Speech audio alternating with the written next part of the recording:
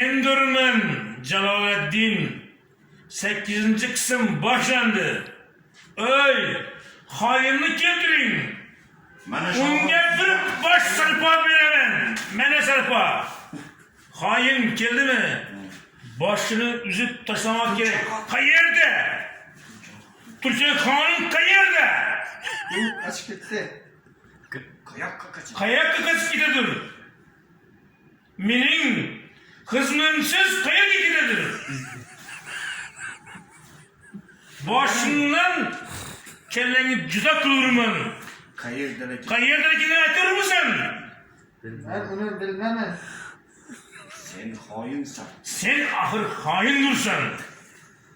Sen yurtimizga sen xoinlik qilmoqdadursan. Isnot keltirding. Jallod, oling boshini, tanasidan juda qiling.